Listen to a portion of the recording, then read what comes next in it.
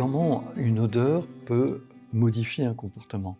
Et ça, c'est absolument génial. C'est, je dirais, c'est fondé complètement sur la physiologie, sur la neurophysiologie, hein. Et une odeur est toujours associée à une respiration, bien sûr, parce que lorsqu'on ouvre une bouteille d'huile essentielle, l'état liquide au contact de l'air se transforme en gaz éthérique, c'est volatile, et ces molécules éthériques vont percuter ce qu'on appelle des neurones olfactives, qui se trouvent, on a 4 millions environ, ici en haut de un plancher de notre cavité nasale.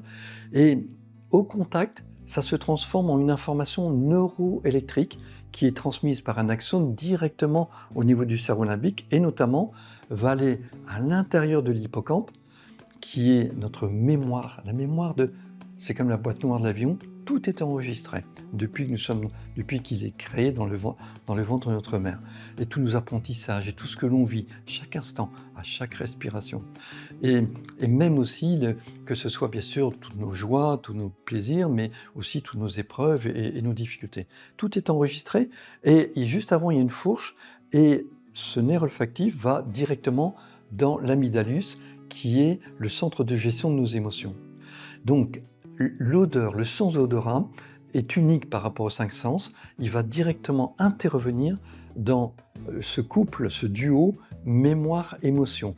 Et le duo mémoire et émotion va influencer directement l'hypothalamus, qui est responsable, bien sûr, c'est le système nerveux central, et aussi commande le système neuro-hormonal. Donc, tout dépend de comment on réagit. C'est-à-dire qu'à chaque instant, consciemment, tout ce que l'on fait, on le fait en relation avec notre mémoire. Par exemple, là, je parle en français, parce que j'ai appris le français quand j'étais petit, hein, et je l'utilise pour pouvoir m'exprimer à l'instant présent. Il y a toujours le passé, la mémoire, c'est-à-dire, on dit c'est un peu l'inconscient, qui travaille en duo, en permanence avec le conscient. Et donc, ça nous permet, grâce à l'odeur, de pouvoir remonter à des mémoires, peut-être des mémoires difficiles qu'on a vécues à certains moments de notre vie, et de dénouer des nœuds, des tensions, des blessures qui perturbent notre comportement d'aujourd'hui, au quotidien. Et c'est ce qu'on appelle l'olfactothérapie. Et c'est pour ça que j'ai créé les Quantique Olfactifs. C'est 24 synergies d'huile essentielle, 100% huile essentielle et bio, que l'on respire uniquement pour travailler sur les différents aspects de nous-mêmes. Parmi les 24, il y en a 12 qu'on appelle vie quotidienne, c'est pour nous accompagner dans notre vie quotidienne dans différents types de situations que l'on rencontre. Et il y en a 12 pour notre développement personnel qui nous permet justement de pouvoir animer, éveiller ou améliorer certains aspects de nous-mêmes.